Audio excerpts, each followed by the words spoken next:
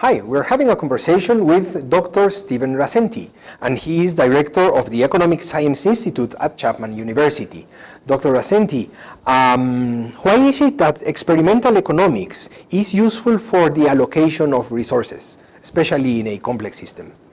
Well, what I've been finding through the years, especially beginning with my dissertation at University of Arizona, was that there are a lot of environments, especially complicated resource engineering type environments, where the decisions to be made involve many parties interacting with one another to come to a conclusion about how it is that resources should be allocated in a complex system. And basically the types of mechanisms that are being used out there in the real world to deal with these problems are not very sophisticated. So my decision at that point in time as a graduate student was to look into how to make these systems better. And so I did some work in designing new mechanisms for the allocation of resources in these complicated systems. And what kind of complicated system? Well, for example, the first topic for my dissertation was dealing with the problem of allocating airport takeoff and landing slots. In the United States, for example, the slots at every individual airport are allocated on an individual basis. And it doesn't seem to make much sense in an industry where a particular airline has to take a resource like an airplane and fly it from point A to point B to point C to point D, to have to garner the resources for each one of those things separately by dealing with the airport individually, rather than express its intention to do all of this and have the intention either denied or accepted on the basis of all these airports agreeing simultaneously, you know, that was the right way to do things. And this particular principle can be applied in many other parts of the world, you know, but basically of the working world. But basically the idea is where you have a complex system of interactive resources, you need to give the people who are using that system a language to express what it is they need. And then you need to create a mechanism by which you can take all these messages from the different players in the system and process them mathematically, usually using a computer, to come out with the best possible allocation of resources in the system. And we are talking experiments, mathematics, yes. Computers. How does this combine with the idea that human institutions, human behavior cannot be subject of experiments as metals or gases are? In fact, they can. That's what we found. And in fact, it's very, very useful. Okay? One of the problems out there in the real world is that every biologic organism, whether it's a man or an animal or even plants, has a tendency to withhold information from its competitors in order to gain a competitive advantage. What you can do in the laboratory, in the real world, you have no idea about what the real circumstances of every individual are. If you go into the laboratory, you can create the circumstances of every individual, and then you can create an institution or a system for allocating resources and measure very carefully in the laboratory how well that system is performing. And so there is the case, especially if you're motivating the subjects with cash incentives, there is the case that we can test the operation of these complicated systems. For example, in the case of the airport takeoff and landing slots, you can organize the world in two different ways. In one way, you can say, for example, let's have an auction of all the takeoff and landing slots at airport A, and then sequentially an auction at airport B, and then airport C.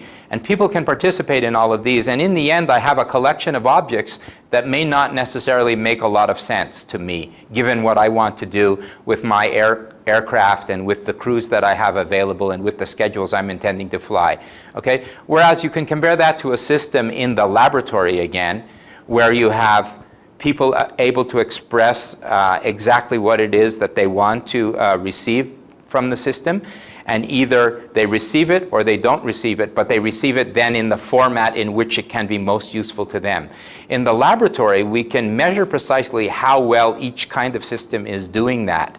Okay? And it's very, very important to motivate the subjects with cash incentives in order to get them to manipulate the system as much as possible.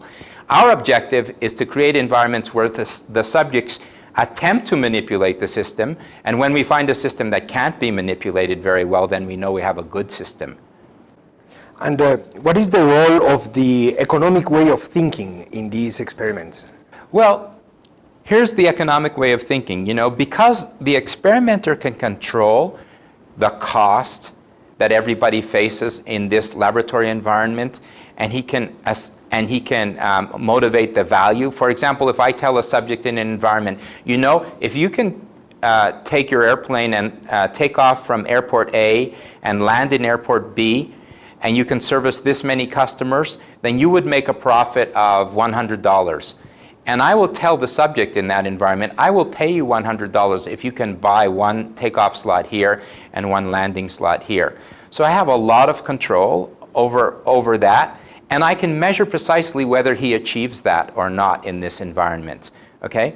And so in terms of the economics of the situation, we have an environment now where we can measure very precisely. In the real world, I don't know how much value all of these people have for doing whatever it is that they do. I don't know what the costs of every individual player in the system are for doing whatever it is they do. I don't know how much they paid for the plane.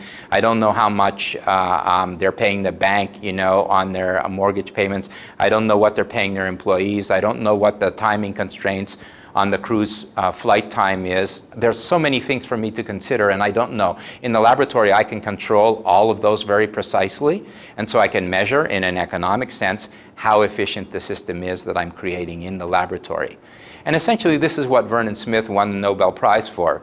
It's the idea that, you know, you can create a totally new system in a complex environment like this, and you can measure exactly how efficient you might expect that system to be in the real world if you were to implement it in the real world, without spending millions of dollars in the real world and finding you have a failure on your hands.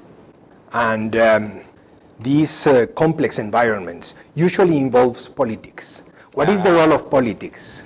Yeah, well, that's a very good question, and in fact, that's the most difficult part of all of this. It's easy enough to go into the laboratory and test one system versus another system and make a recommendation on that basis. In the case, for example, of the airports, it was the topic of my dissertation in 1981, and now, almost 30 years later, it's beginning to be talked about in Washington. So it's taken a long time for this kind of idea to filter through the political system. The reason is, for the most part, there's always somebody that perceives himself to be at a loss if a new system is implemented.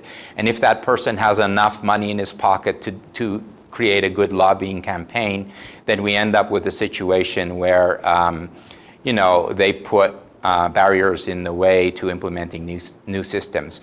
For that reason, I think your chances of implementing new and complicated systems in the real world are much higher in the private sector than they are in the public sector. Even though we have some very complicated resource allocation problems to handle in the public sector, it seems much more difficult to overcome the political impediments in the public sector. Whereas in the private sector, you can rely on the CEO of a company to say, you know what, I'm changing the way this company works. This is the way we're going to do business from now on, and it's done. You know, in the public sector, it's the subject of debate for 30 years. And sometime the wisdom of going the new way may come to light, but it takes a prolonged battle to do this thing usually in the public sector. Thank you, Dr. Rassenti, for sharing these ideas with us, and thank you.